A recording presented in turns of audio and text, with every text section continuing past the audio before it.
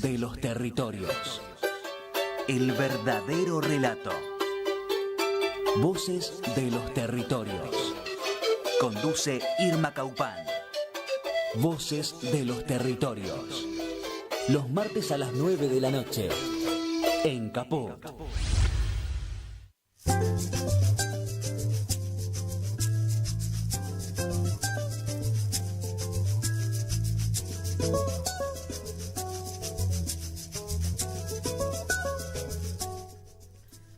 Mari Compuché, Mari Pulamien, esto es Voces de los Territorios, un programa del Movimiento de Mujeres y Diversidades Indígenas por el Buen Vivir. Y bueno, hoy estamos de fiesta, ¿eh? La verdad que bueno, muy conmovidas y agradecidas porque se ha podido realizar la entrevista a Mireille Fanon, que teníamos interés, ¿no? de que conociera todo el caso justamente de José Delfín. Así que Silvina, muy bienvenida. Un gusto poder compartir estos territorios también, ¿no? Y seguir trascendiendo y seguir en la lucha. Sí, muy buenas bienvenida. noches, muchas gracias. Qué lindo tenerte acá presente. Sí, estoy muy contenta de estar con ustedes también. Sí, está bien. Estoy muy contenta de estar con ustedes también. Ahí va. Bueno, la verdad que, y sobre todo en este contexto, ¿no? Los 50 años del golpe, la verdad que nos ha llevado a una cantidad de recuerdos, de trabajos, de bordados, de recuperar memoria de diferentes modos. Y bueno, vos también estás un poco por eso acá ahora, ¿no? En Buenos Aires. Sí, vine a Buenos Aires porque empezamos un documental sobre el tema de los 50 años, un poco alrededor de interrogar la cuestión del negacionismo, cómo el negacionismo puede volver después de tanta construcción social que hizo la Argentina, es un modelo en el mundo, los juicios, nuestra lucha, años de lucha por la verdad y la justicia, lograr finalmente encarcelar a los militares y de golpe aparece este negacionismo que lo veíamos venir porque nosotros en el 2020 le habíamos pedido a Alberto Fernández una ley antinegacionista y le habíamos mandado, porque en Europa hay leyes antinegacionistas que construyen justamente un vivir juntos, porque uno no puede decir cualquier cosa a todo costa y a todo precio, Claro. porque herís, porque rompes, y eso no se reconstituye fácilmente. Entonces habíamos pensado justamente después, fue con el negacionismo que empezó, no sé, Darío Lo Pérfido, por ejemplo, eso fue en el macrismo, cuando trabajaba en la Intendencia de Buenos Aires, creo que era representante de la cultura. Sí, en el Ministerio de Sí, Cultura. Sí, y que acaba de fallecer Lo Pérfido. Pero Sí. bueno, en ese momento le habíamos hecho todo un cuestionamiento sobre sus palabras, sobre sus propósitos, y habíamos pedido que se analizara la posibilidad de una ley antinegacionista en Argentina. Y nada, fue raro porque claro, no se pudo hacer porque en ese momento incluso gente nuestra dijeron que no, que mejor la libertad de expresión, pero bueno, eso no impide la libertad de expresión, el negacionismo es otra cosa, el negacionismo es daño, no es libertad. Entonces bueno, en un cierto modo pienso que ahí hubo como un fallido en no tomarse en serio lo que significaba un propósito negacionista. Claro, porque ahora, viste, se duda de los 30.000, se duda de tantas cosas, ¿no? Sí. Cómo se pierde la memoria con tanta facilidad. Sí, además fue una lucha muy, muy ardua, no es que es algo que surgió, nadie nos regaló nada, fuimos durante años justamente tratando de contrarrestar esa impunidad y de contrarrestar ese relato de negación, que no era negacionismo quizás como el de hoy, pero era una negación de lo que había pasado en la dictadura. Claro. De niños nosotros nos decían que los desaparecidos no existían, que eran todas mentiras, y todo eso se fue probando con los años, poco a poco. Y esa prueba que fuimos aportando con testimonios, pero no solo con testimonios, también con datos. Por ejemplo, no sé si vieron la película Traslados. Bueno, están los datos de los vuelos de la muerte, los tenemos en los carnés de vuelos de los pilotos de cada avión, por ejemplo. Hay datos, hay archivos. Y justamente una de las grandes exigencias fue abren los archivos, claro. Porque justamente ahí podemos encontrar lo que nos falta para quizás hacer esa vuelta más y construir algo juntos que pueda ser algo saludable para todos al final. Pero bueno, el tema es que no a cualquier precio, no de cualquier manera y no con negacionismo, eso es imposible. Claro, y encima ese negacionismo lleva a creer que los que están presos, están presos porque hubo juicios, ¿no? Hubo juicios, estuvo probado, sí.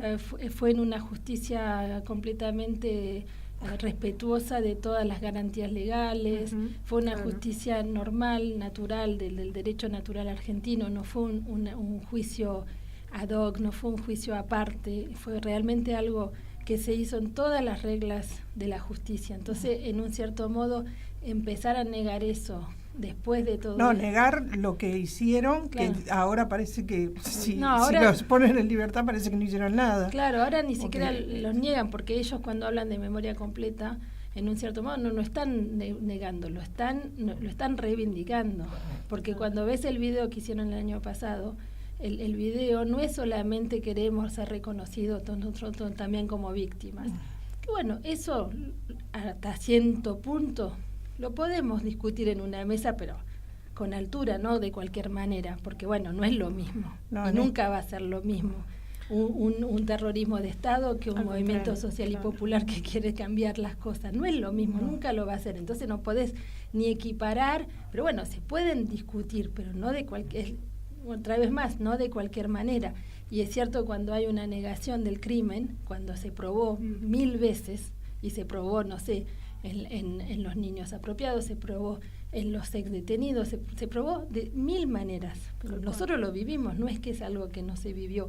Entonces eso es algo que sí me parece que tenemos que ponerle un freno muy importante, y es por eso que bueno, vine a filmar un poco esos 50 años, interrogar a la sociedad y a la gente que construyó esta historia sobre qué significa justamente esa vuelta de un negacionismo que nos hace, que nos está dañando y nos está haciendo verdaderamente mucho mal, yo creo, como sociedad. Y sí, estamos retrocediendo en leyes, en todo. Pero además el ataque es en todos los terrenos, no es solamente en los derechos humanos adquiridos, ligados a la dictadura. Es todos los derechos. Todos los derechos, claro. Sí, sí. Es transversal. Y es finalmente muchos, por ejemplo, la reforma laboral era la reforma que quería pasar la dictadura, que no logró ni la dictadura pasarla. Y hoy la están pasando así como si fuese un trámite. Sí. Es impresionante. Eso es lo que te indigna realmente, porque tiene consecuencias muy fuertes sociales. No es algo, y además, otra vez más, nosotros, la gente de esa generación que luchó para cambiar las cosas, cuando vos lees sus escritos, cuando vos lees los diarios de esa época, hablan de lo mismo. No es que estaban en otro planeta, no es que estaban esperando cambiar las cosas como si de golpe iban a crear otro mundo, no. Estaban hablando de lo mismo, de la soberanía, de los derechos sociales, de un mundo más equitativo, de un mundo más horizontal en el sentido de que haya una repartija más justa. Era eso el programa, no era el proyecto, no era otra cosa.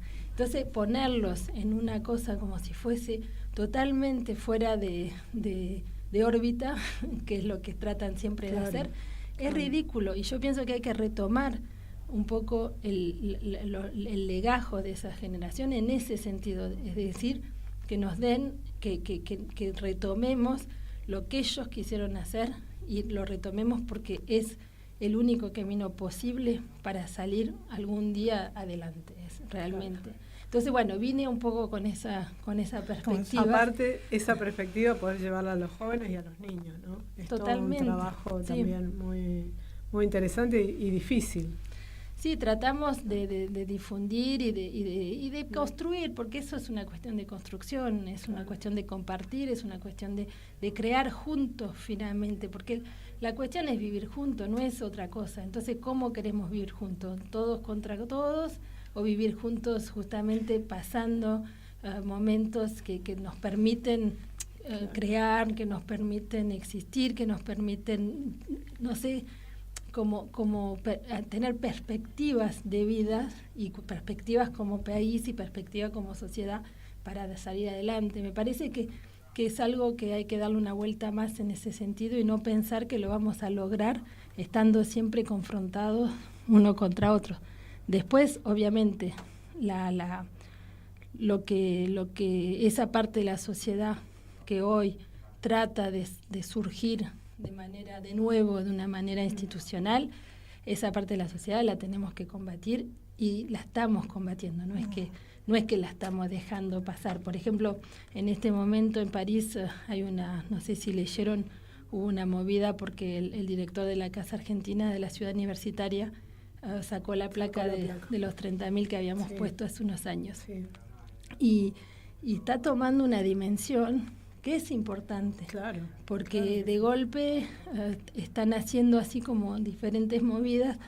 Mañana tienen cita, los compañeros de ACAF tienen cita con el director de la CITE Internacional, no solamente de la casa, pero de la CITE global universitaria, para ver qué se puede hacer contra eso, porque no es que es algo que es aceptado. El negacionismo no es aceptado.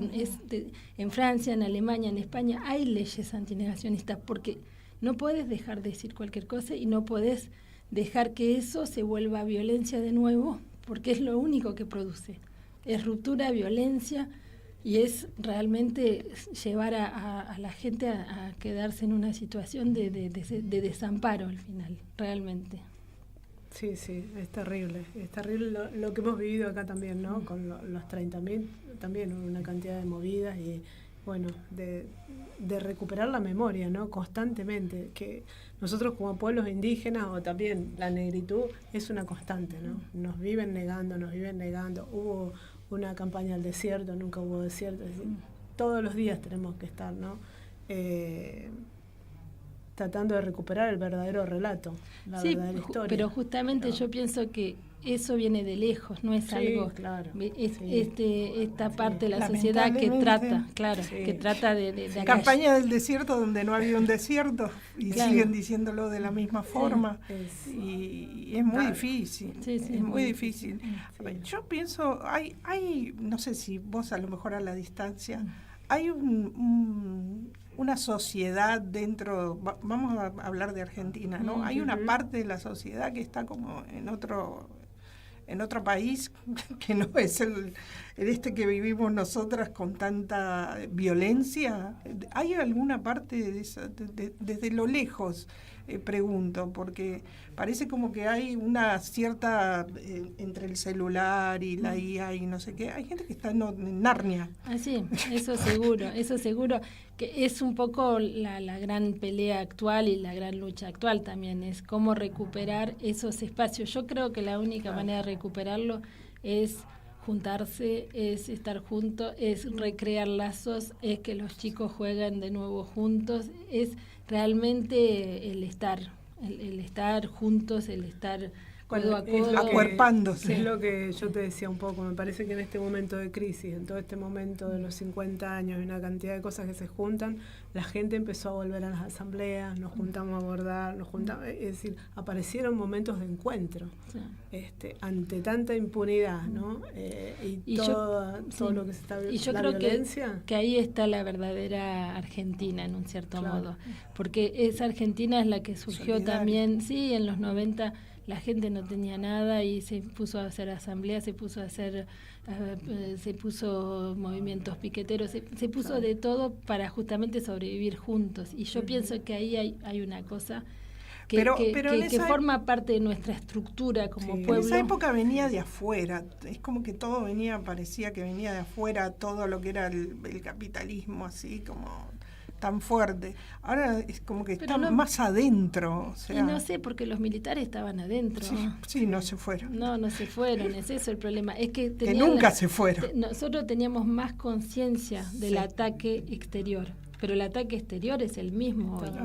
Es el mismo, salvo que cambiaron los modos, pero el ataque exterior de las multinacionales, de Estados Unidos, de Israel, de diferentes... Pero nos está pasando en toda América Latina, no es que es algo... ¿no? Pero antes también. Sí, siempre estuvieron. Lo que pasa es que parece que hoy se nota más, ¿no? No, yo pienso que hoy lo que se nota más es el hecho de que haya una parte de la sociedad que justamente vive en otro mundo y que tenés la sensación que le pasa todo por arriba, que todo les rebala.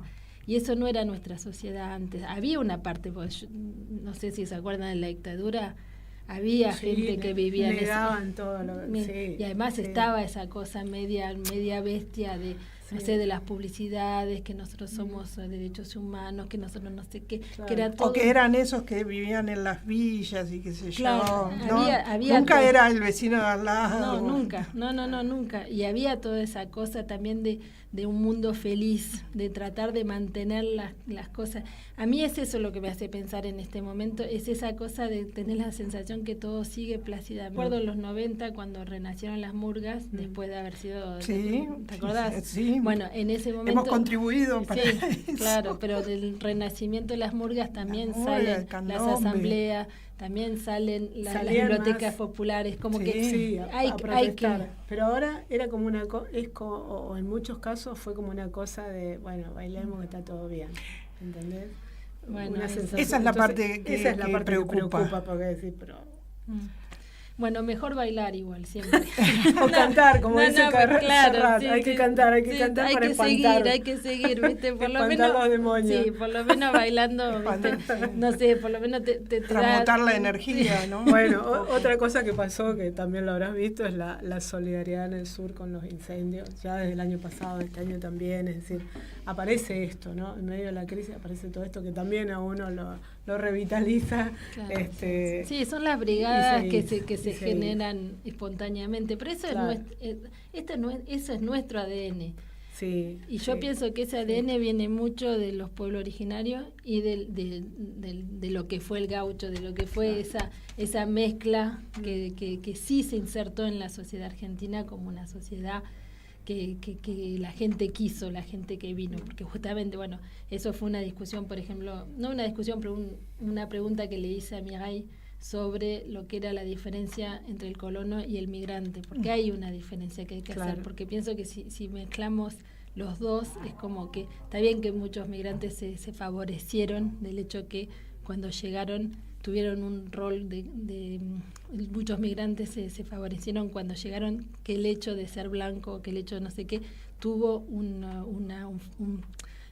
factor que favoreció. Claro, que favoreció. Claro. Pero se salían de Europa cagados de hambre, no es que estaban en un afán de colonizar otro pueblo. No, al principio sí, pero no digamos... Aparte por una necesidad, no es que dejaron Europa porque dijeron, bueno, al contrario, fueron como acá, los migrantes también, ¿no? Por eso, entonces me parece que ahí hay que hacer una diferencia y hay que hacer por lo menos un trabajo de reflexión sobre eso. No sé, todavía no tengo una respuesta clara, pero me parece que hay que ir diferenciando justamente lo que generó la oligarquía colona, porque todavía es la misma al final, y lo que generó la gente que se fue insertando en la sociedad y que fue finalmente haciendo este pueblo con la gente que vivía acá y que eran los pueblos indígenas y fueron juntos avanzando.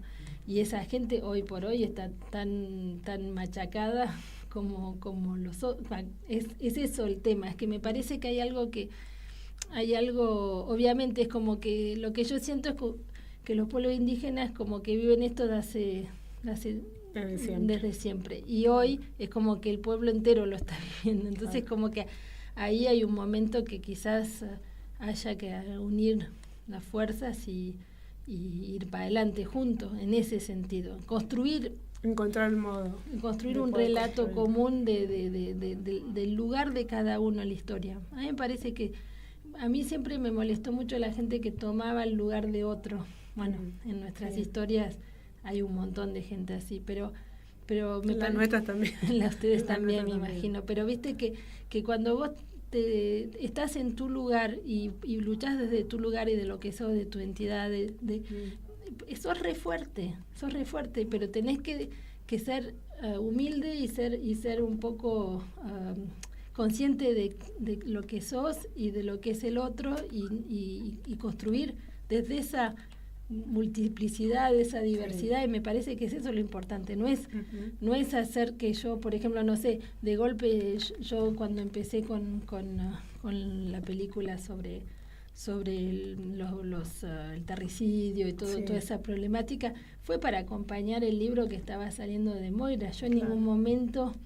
pensé retomar una voz, era más unamos la fuerza. El libro estaba saliendo en francés, había que explicar un poco allá lo que era el terricidio. Claro, que era el terricidio, porque si no el libro era más difícil, porque Moira no está siempre, cuando viene ella, obviamente, que es genial, pero cuando no está, es por eso que con la edición de Mujeres que edita ese libro en francés, me pidieron, que yo trabajo con ella sobre todo el tema audiovisual, me pidieron de hacer la serie de entrevistas, que se transformó más en un documental. Al principio era una cosa más chiquita. Pero y eso lo presentaste hace poco, el combate de las mujeres indígenas contra el terricidio. Sí, eso lo presenté hace poco en el marco de un evento que hicimos por el fuego en la Patagonia, porque hay un grupo que se llama Teje que viene trabajando hace un tiempo sobre como una recaudación de fondo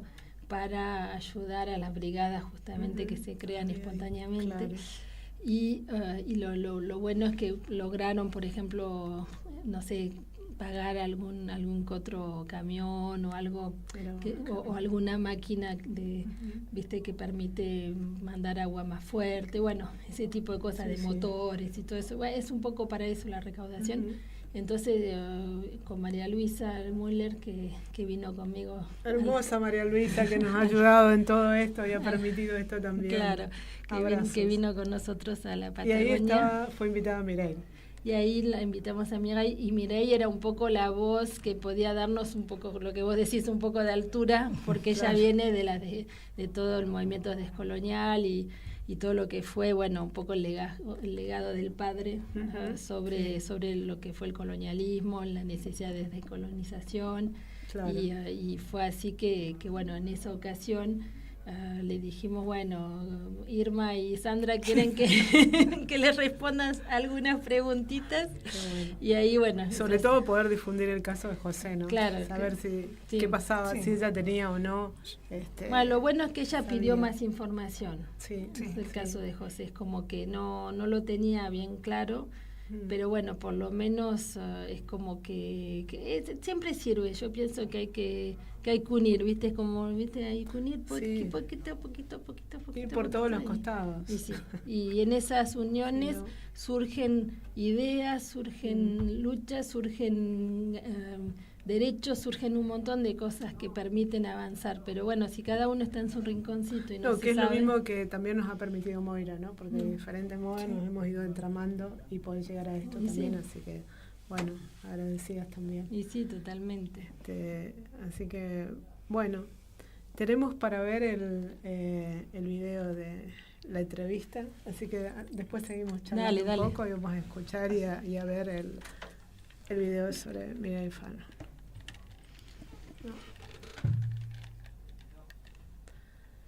Vamos a ver la entrevista. Nosotras mandamos con Sandra las preguntas justamente para que ustedes pudieran hacer la entrevista, así que bueno, y la traducción y todo el proceso que pudieron realizar. Qué trabajito que les mandamos. Mucho trabajo. Así que bueno. No, pero bueno, interesante. Ahí vamos. Gracias.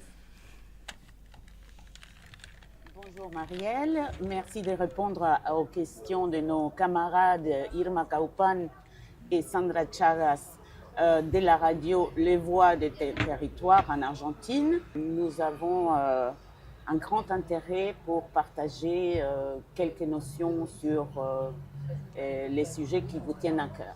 Bonjour, je m'appelle Mireille Fanon-Modeste-France et je suis co-chair de la fondation Frantz Fanon. Connaissez-vous l'affaire de Acosta Martínez et autres cas comme celui-ci en Argentine? Non, du tout. C'est de 96. En fait, ce serait intéressant d'avoir le compte-rendu de la condamnation pour voir sur quoi elle est basée. Est-ce qu'elle est basée essentiellement sur les violences policières, mais aussi parce qu'il y a de la torture Donc, qu'est-ce qu'ils disent à propos de la torture? Et est-ce que c'est condamné comme tel? Donc, ça engage la responsabilité quand même de l'État argentin. Et je ne sais pas maintenant, puisque ça date de 2020, il sera intéressant aussi de voir si le combat continue par sa famille, par des militants ou pas, parce que une fois qu'on a obtenu une condamnation, la Cour interaméricaine, elle dit le droit, mais la condamnation, elle n'est pas appliquée. En fait, il faut voir comment l'État argentin sera effectivement condamné. Je vous demanderai peut-être de m'envoyer un peu plus d'informations sur ça, parce que c'est vraiment quelque chose à suivre, et y compris d'ailleurs il faudrait voir aussi si lors de l'examen périodique universel de l'Argentine, cette condamnation de la Cour interaméricaine a été mentionnée et quelle a été la réponse de l'État argentin. Donc ça veut dire qu'il faut que les militants, qu'ils soient mapuche ou afro ou même juste argentins, s'emparent de ce cas et continuent de mener le combat. Parce que c'est un combat, s'il y a effectivement une jurisprudence effective à l'égard de l'Argentine, c'est extrêmement important. Et surtout à l'heure actuelle où il y a un président quand même fasciste, d'extrême droite, carrément avoir une condamnation de l'État argentin pour torture et violence policière est quelque chose d'extrêmement important pour les luttes à mener. Ça, c'est vrai que les Nations Unies soient une instance raciste. Ben oui, c'est pas étonnant. Alors, je dirais pas que... Alors, c'est un racisme beaucoup plus pervers, puisqu'il est en fait caché. Et c'est un racisme paradoxal, on peut dire, puisque la carte d'identité des Nations Unies, c'est de lutter contre le racisme. Or, ils ne luttent pas réellement contre le racisme, puisque quand on lutte contre le racisme, on ne se contente pas de faire... De créer des postes d'experts particuliers sur la question du racisme ou de créer des groupes de travail, par exemple, sur les afrodescendants. C'est pas ça qui va changer le racisme, puisque le racisme, c'est la structure du capitalisme. C'est un élément structurel du capitalisme. Donc, si on veut lutter contre le racisme, on sait ce qu'il faut faire, c'est lutter contre le capitalisme. Donc, je crois que là... il y a une espèce de façon de ne pas régler les problèmes parce que s'attaquer au capitalisme est beaucoup plus problématique, surtout dans un monde illibéral, que de s'attaquer. Il est plus facile de s'attaquer au racisme parce que bon, on peut faire des déclarations, on peut faire des pétitions, on peut faire des journées contre le racisme. On peut organiser des conférences internationales contre le racisme. On voit très bien que ça ne change pas la situation, le niveau de racisme, et particulièrement dès lors qu'il y a une crispation économique et sécuritaire qui est portée par certains États, comme les États-Unis ou comme l'État d'Israël, qui ne cessent juste par leur position et par leur guerre permanente contre le peuple, ne cessent de radicaliser ceux qui ne demandent qu'à être radicalisés pour exprimer ouvertement leur racisme et le racisme institutionnel. Et parce qu'ils savent aussi qu'ils sont aidés en cela par le racisme institutionnel.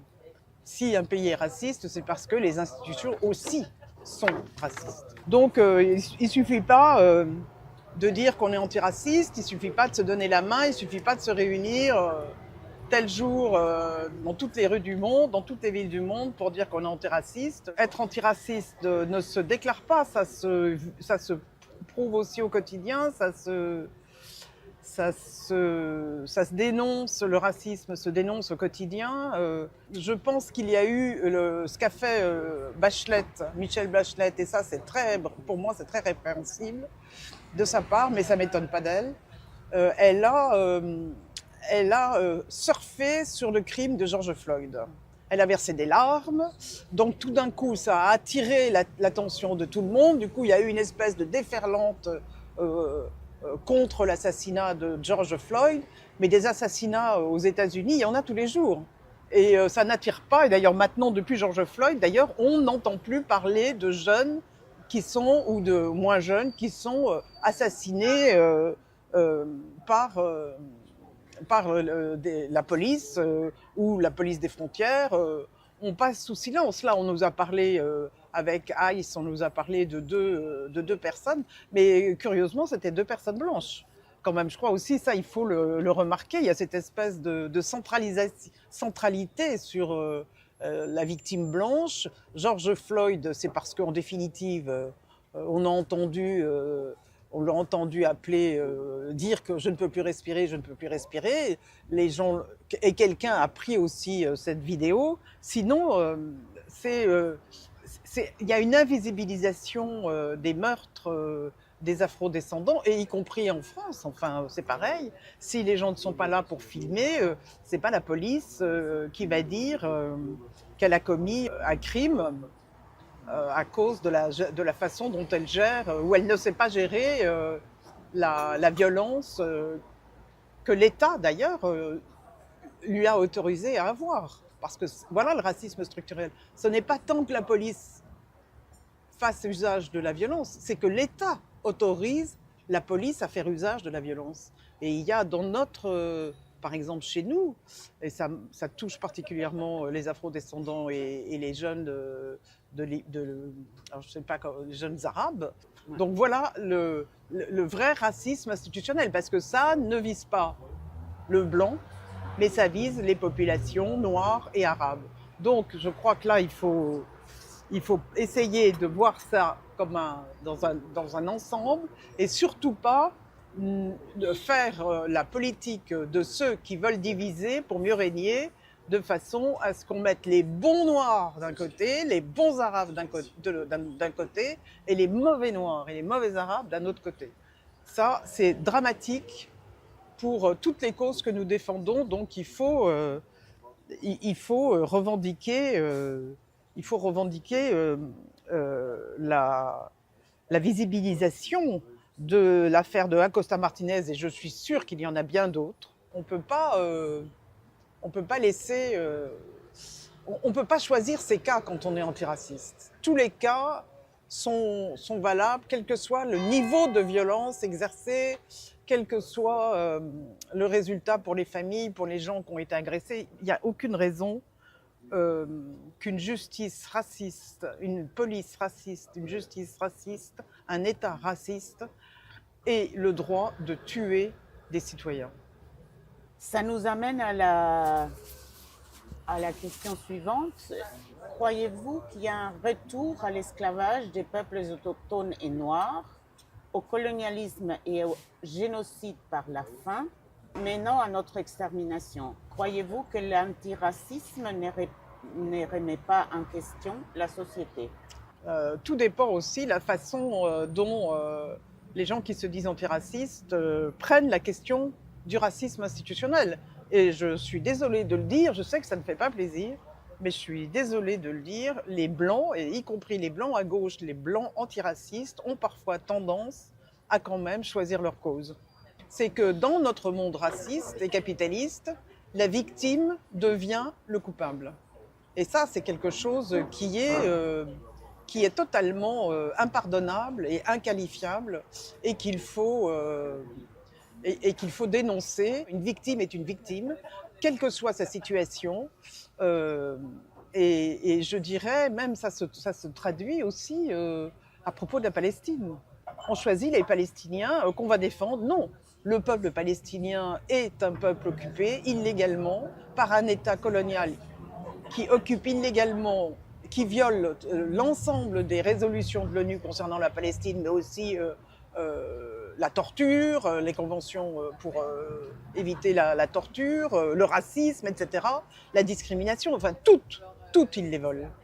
Le droit à la terre, le droit à la souveraineté, le droit à l'autodétermination, ils les violent absolument toutes. Il y a quand même des résolutions de l'ONU qui disent, il y a un comité d'ailleurs contre pour les peuples colonisés, pour qu'ils sortent de cette colonisation.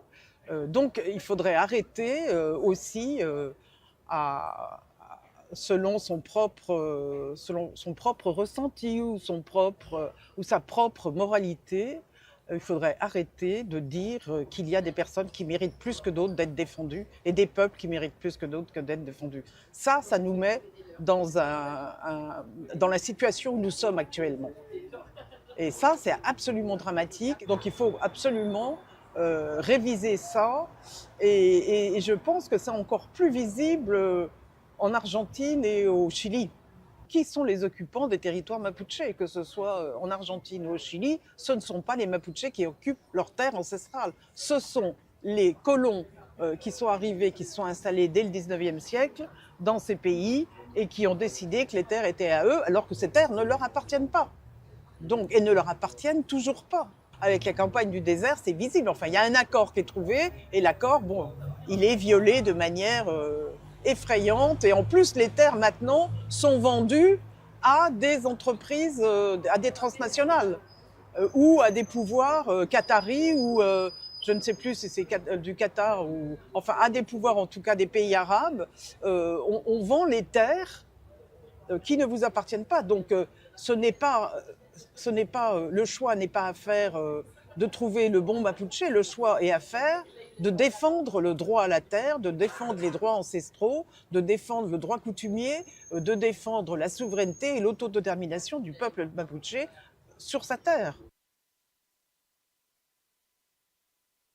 Il n'y a pas un retour à l'esclavage, là, maintenant, mais il y a un retour à la doctrine de l'esclavage, à la doctrine de la marchandisation des corps. Et on le voit particulièrement avec les guerres, par exemple, qui sont menées en Palestine, où tout compte fait, les corps palestiniens ne coûtent rien, mais il y a un mort israélien, et là, toute la planète s'enflamme. Il y a 70 000 morts, et certainement plus, 70 000 morts palestiniens. Bon, c'est beaucoup, mais c'est tout. Et c'est pourtant, un corps est un corps, une vie est une vie. Et ce n'est pas moi qui le dis ça, une vie est une vie. C'est dans la charte des Mandingues du royaume du Mali du XIIe siècle. Il est bien dit qu'une vie est une vie et que personne ne peut mettre en esclave quelqu'un d'autre. Donc, on s'aperçoit quand même que la question de l'esclavage n'est pas nouveau, mais qu'il y avait déjà des peuples qui avaient réfléchi à la tragédie qu'est l'esclavage. Et ce qui nous reste de tout ça, c'est la doctrine de l'esclavage, c'est-à-dire le fait que des corps ne comptent pas. On voit bien que l'idéologie, la doctrine de la préférence blanche existe toujours. Et on le voit aussi dans ceux qui nous gouvernent, ici qui nous gouvernent. Ce sont essentiellement des blancs. Dans vos pays, en Argentine, Chili, ce sont essentiellement des blancs. Tous ces gens-là n'ont rien inventé, hein. Ils ne font que suivre ce qui a toujours été fait par les croisades, par les Visigoths, les Huns, et par les colons. Les colons, c'est ce qu'ils ont fait. Ils ont volé les terres, détruit les cultures ancestrales, remplacé par des monocultures, et se sont installés en disant « ça c'est à moi ». Mais la France l'a fait, la France est toujours... Dans les colonies françaises, la France, les institutions françaises sont installées sur des terres qui n'appartiennent pas à l'État français. Ce sont des terres volées et acquises par le crime. Donc un jour, il faudra bien qu'elles payent. Que tous ces peuples-là payent.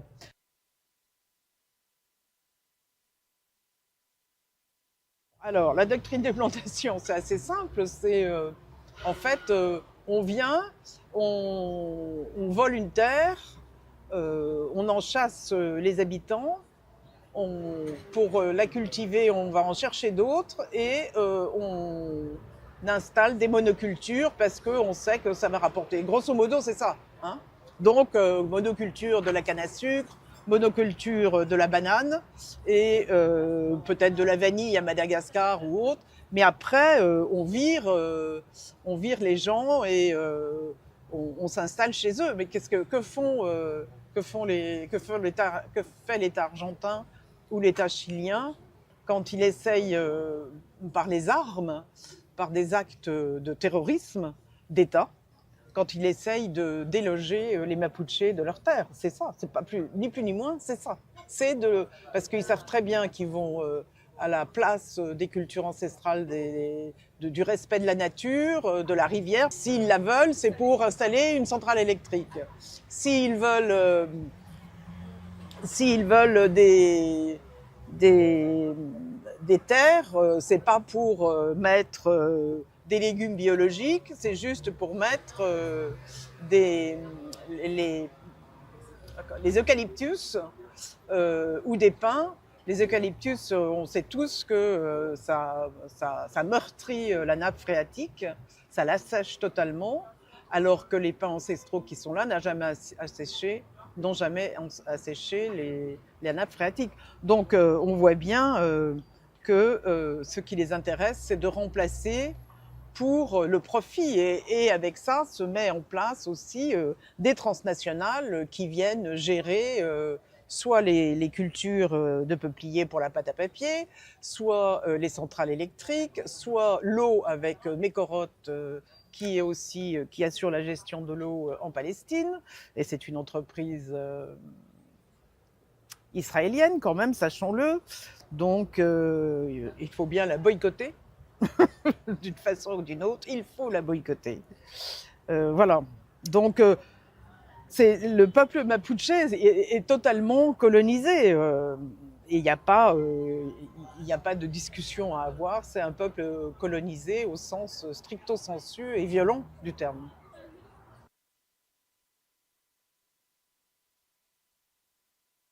Je pense que pour moi, la chose que je leur dirais, si franchement on était sérieux, et je pense que là maintenant aujourd'hui il faut vraiment être sérieux parce qu'on est devant une menace d'embrasement très importante qui auront forcément des répercussions à droite à gauche, même si on fait semblant que ça n'en est pas, ne serait-ce que sur le plan du coût de la vie. Bon, donc ça va jeter tous les gens qui sont racisés dans une pauvreté encore plus grande. Donc je pense que la seule chose qu'on pourrait dire, c'est d'abord de s'obliger à la résistance, et pas n'importe laquelle. Alors il y a plusieurs sortes de résistance, mais enfin bon, dans nos pays, déjà résistons, montrons notre résistance au fait que la France a déjà détruit des drones iraniens alors que la France n'est pas entrée en guerre, mais maintenant de facto, puisqu'elle a détruit, nous sommes en guerre. Elle a envoyé un navire, le plus grand navire de la France, etc., là-bas.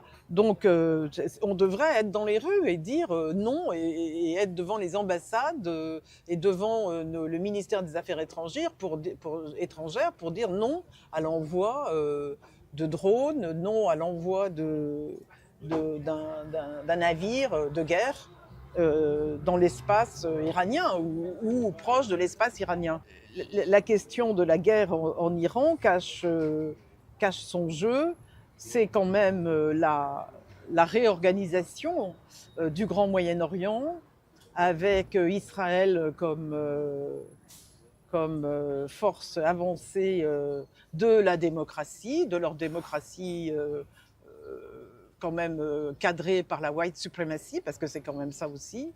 Il faut bien voir que tous ces peuples qui ont en religion l'islam, que ce soit l'Irak, l'Afghanistan, l'Iran maintenant, une partie du Liban, la Syrie, la Jordanie, tout ça doit, dans leur tête de meurtriers, de criminels exactement, ça leur appartient et ça doit revenir à Israël, qui sera le bras avancé de la démocratie white supremacy et de la modernité eurocentrée. Donc je crois qu'il faut bien faire attention que ce qui se passe maintenant est une véritable recomposition du monde, et j'en veux quand même pour preuve. Il y a des événements qui se sont passés sous silence, que personne ne regarde, et particulièrement dans nos mondes blancs européens. Ça, franchement, ça n'existe pas. Il y a, et je parle de l'Argentine aussi et du Chili, parce que la majorité des populations se considèrent comme européennes et chrétiennes. il y a quand même des choses qui se passent en Haïti qui sont extrêmement préoccupantes. Il y a 3 navires de l'armée nord-américaine qui sont face à Haïti. Et pour obliger, d'une certaine façon, pour menacer l'État haïtien de devoir signer, ce qu'il a fait d'ailleurs, de devoir signer une forme de reconnaissance de dette avec une entreprise transnationale qui s'appelle Evergreen System, Limited System, quelque chose comme ça, qui est une entreprise de sécurisation et qui va donc contrôler les frontières, etc., pour 570 millions de dollars, que n'a pas évidemment l'État haïtien. Ils ont aussi, il y avait un conseil de transition qui avait été mis sur place et qui travaillait pour mettre en place des élections. Ce conseil a été destitué, il n'y aura donc plus d'élections prévues, mais en revanche, il y a un nouveau président dépendant complètement des États-Unis qui vient d'arriver. Et cette situation, c'est pour ça que je dis que la doctrine de la colonie et de la colonie et de la plantation n'a toujours pas cessé, puisque en définitive, c'est ce qui s'est passé. Des bateaux, une flotte de bateaux devant la baie de Port-au-Prince, dans la baie de Port-au-Prince, pendant plusieurs mois. C'est ce qui s'est passé en 1825, quand la France a imposé de force la signature d'une reconnaissance de dette totalement illégale. Et cette reconnaissance de dette, à l'époque, c'était en francs lourds, mais en francs, en euros actuels, c'est exactement le même montant que celle que vient d'imposer les États-Unis à Haïti. On voit bien que la doctrine de la colonisation et de la plantation continue. Ça n'a pas changé. Ce qui prouve bien, s'il fallait encore insister, que notre système capitaliste est basé sur le racisme et que ce qui s'est mis en place dès le XVe siècle ne va pas s'arrêter, puisque c'est les fondements même de ce système capitaliste raciste. Alors sur les réparations, oui, bien sûr. Je pense que, moi, je suis convaincue de ça, mais je pense qu'à l'heure actuelle, le technofascisme est beaucoup plus grave, est un ennemi beaucoup plus grave pour l'ensemble de nos peuples que d'obtenir des réparations. Mais en même temps, disant ça, j'ai l'impression que si on veut s'en sortir, il faut bien passer par l'étape des réparations, parce que ce serait un moment de remettre en cause ce système de désordre du monde qu'on a depuis le XVe siècle. Ce serait peut-être un moment de remettre sur pied, et d'ailleurs on le voit bien, sur l'intersubjectivité, l'altérité, ça n'existe plus. On est passé du collectif à l'individualisme, plus. Donc un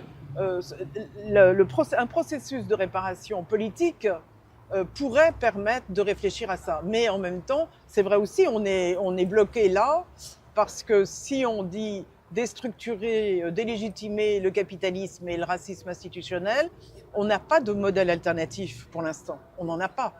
Je crois qu'il faut... ça nous oblige, le moment qu'on vit actuellement nous oblige peut-être à considérer nos luttes, non pas comme des luttes isolées les unes des autres, déconnectées les unes des autres, mais totalement connectées, interconnectées, et peut-être aussi, sur la question des réparations, penser à Haïti, parce que si ce pays est vendu à une entreprise privée, qui sera le suivant ? Les pays de la Caraïbe, mais moi je m'inquiéterais pour eux, parce qu'ils ont une économie proche de zéro, enfin en tout cas en très très grande difficulté. Et donc si demain une entreprise dit ben voilà, moi je vais m'occuper de ça, mais vous me devez tant, on sait que Haïti ne pourra jamais rembourser ces 560 millions d'euros, jamais, puisqu'elle a mis des années à pouvoir rembourser en partie la dette illégale. Donc Donc, il me semblerait que si on devait réfléchir à peut-être penser le monde autrement, ça devrait être justement à partir de la restitution de la dette illégale d'Haïti, imposée par la France. Il me semblerait que ce serait à partir de là qu'il faudrait penser à un remboursement de cette dette illégale et surtout à une alternative économico-politique. Seguimos en Voces de los Territorios. Este es un programa del Movimiento de Mujeres y Diversidades Indígenas por el Buen Vivir. Estábamos viendo la entrevista que se logró hacer a Mireille Fanon, realmente agradecidas por toda una cantidad de cosas que nos quedan dando vueltas, que vamos a seguir, ¿no? Repreguntándonos, y también está bueno poder escucharla, y una persona que ha luchado y que lucha por el antirracismo y bueno, con todo un bagaje, ¿no? Sí, nos deja muchas interrogantes interesantes para poder analizar. Creo que hay frases así como para hacer placas, entendiendo desde qué lugar está hablando, y también nos queda esa cuestión, ¿no? Saber que ella no sabía de este caso, que habló del caso ya generando jurisprudencia en el 2020, ¿no? Plena pandemia, ¿no? Justamente meses antes asesinan a George Floyd, ¿no? En marzo, y la condena sale el 31 de agosto del 2020. Pero ¿vemos un videito? Bueno, sí. Vamos a ver el video es un video de José Delfín, de quién era él como activista, como activista del pueblo negro, porque de eso tenemos que hablar. Nosotros somos negros, afrodescendientes a partir del 2001, de Durban. O sea que, y para llegar ahí, mucho hemos caminado. Lo que significa esto, tener derechos, ¿no? Porque como personas de la negritud, mucho tiempo ni derechos ni nada. Como estaba hablando ella sobre el tema de la esclavización, de ahí venimos. Así que, bueno, me parece que es un gran logro esta entrevista y te la agradezco muchísimo. Agradecemos mucho. Agradecemos. Sí, muchas gracias. Vemos el videito. Gracias.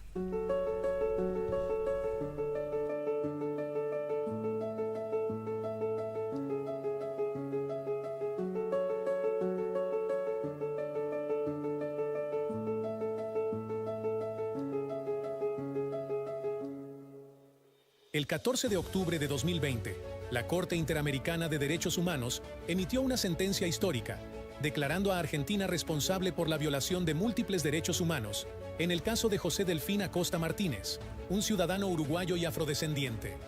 Este fallo se produjo tras el reconocimiento total de responsabilidad por parte del Estado argentino, que aceptó su culpabilidad en la detención ilegal, arbitraria y discriminatoria, así como en la posterior muerte de Acosta Martínez. La conclusión marcó un reconocimiento internacional histórico en un país con profundas cuestiones de invisibilización del racismo y de la presencia de negros y afrodescendientes. José Delfín Acosta Martínez fue arrestado en la madrugada del 5 de abril de 1996, tras salir de una discoteca en el centro de Buenos Aires. Los oficiales de policía alegaron que se encontraba ebrio y lo condujeron, junto con otros 2 afrodescendientes, a una comisaría. Mientras estaba detenido, Acosta Martínez sufrió una serie de golpes que obligaron a llamar a una ambulancia. Lamentablemente, falleció en el camino al hospital. El caso se cerró 2 veces, con la constatación de una autopsia realizada en Argentina y versiones policiales contradictorias.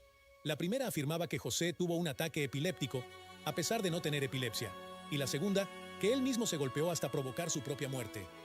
Tras lograr repatriar el cuerpo, las autopsias realizadas en Uruguay comprobaron que la causa de muerte fueron los golpes sufridos. También se revisaron las conclusiones de los estudios argentinos. La cantidad de drogas registradas en el cuerpo de José era proporcional a un estado de coma. La Corte determinó que Argentina había violado los derechos a la vida, a la integridad personal, a la libertad personal, a la igualdad y no discriminación de José Delfín Acosta Martínez.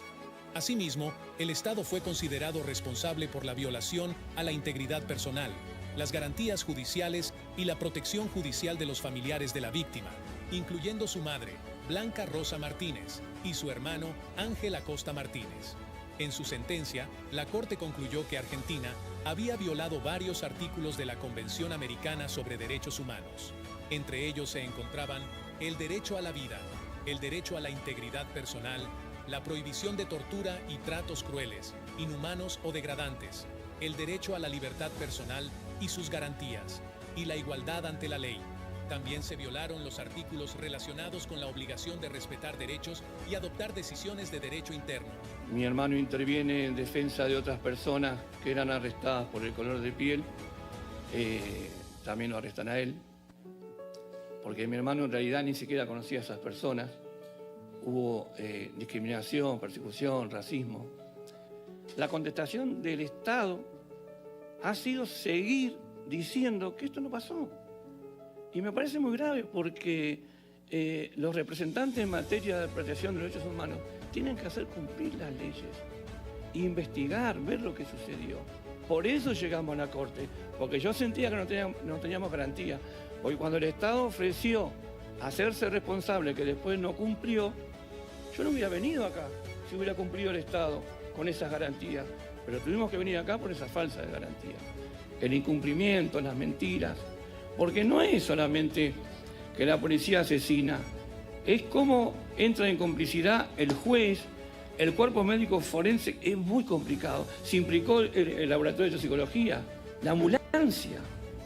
La policía, más allá de la denuncia que supuestamente se había realizado, no tenía motivos, a mi entender, para llevar los detenidos, ni a nuestros amigos, ni sinceramente, ni mucho menos a José. Y a José por intervenir, salir en defensa de ellos, afirmando que se los estaban llevando detenidos porque eran negros. No había otro motivo. No estaban diciendo que se lo estaban llevando por averiguar antecedentes, ni motivo otro. Yo creo que la situación estaba tensa en el sentido de que la gente estaba presionando para que no se los llevaran detenidos.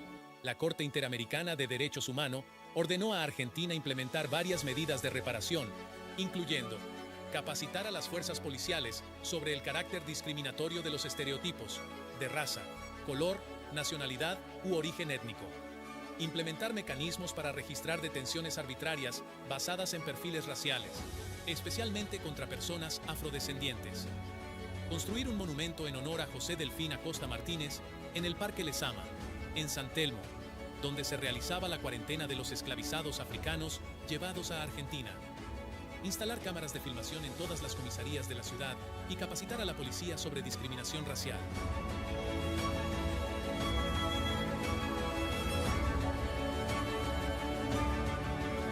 Seguimos en Voces de los Territorios. La verdad que ha sido un programa maravilloso. Muchas gracias, Silvina. Gracias por todo el trabajo que hicieron. Gracias a María Luisa.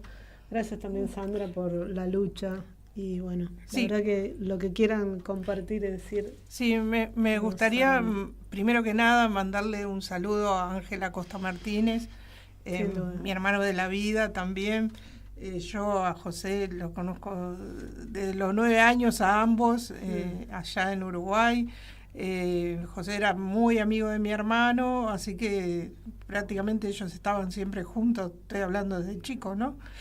Y a veces no hablo de estas cosas, pero también compartíamos, fuimos al colegio juntos. A los 12 años nos cruzamos los tres, yo soy un poco menor, pero los tres en la misma aula, por ejemplo. Y después, bueno, como éramos muchos negros en una misma aula, las maestras nos separaron a todos.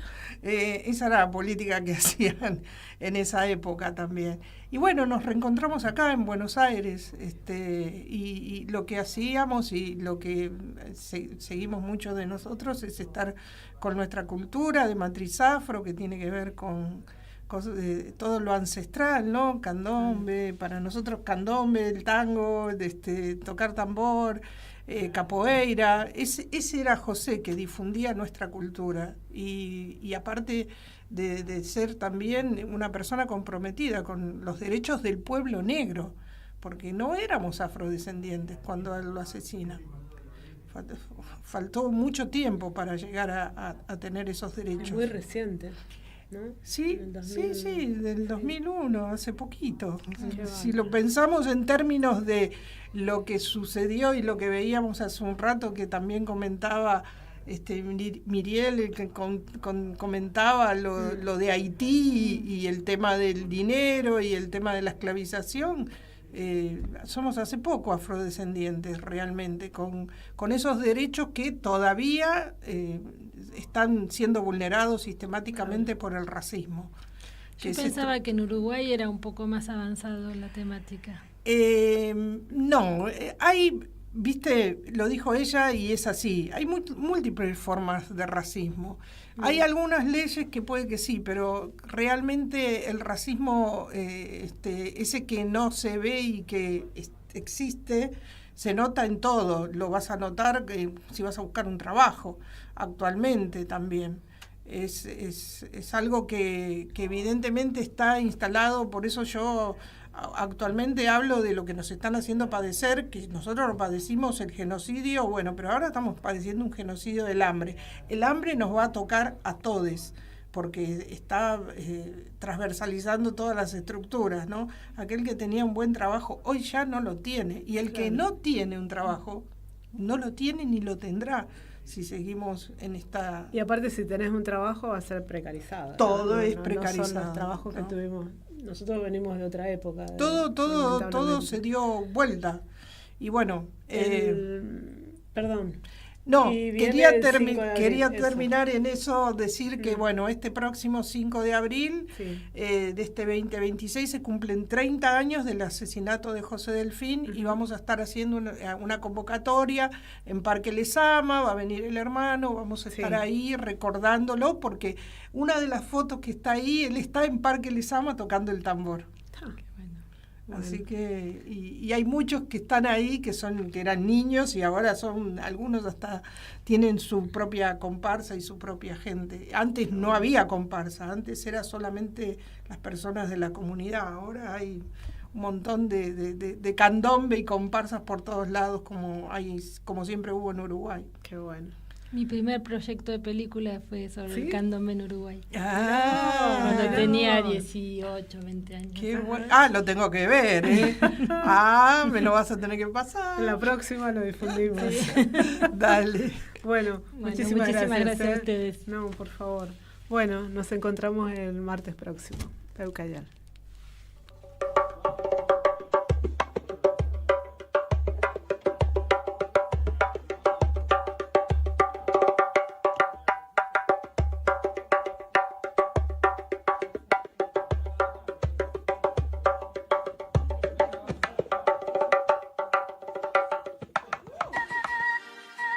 En Caput a Diego Maradona pasan cosas.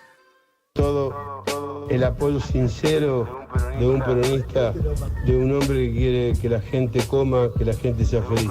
Por eso le mando un beso grande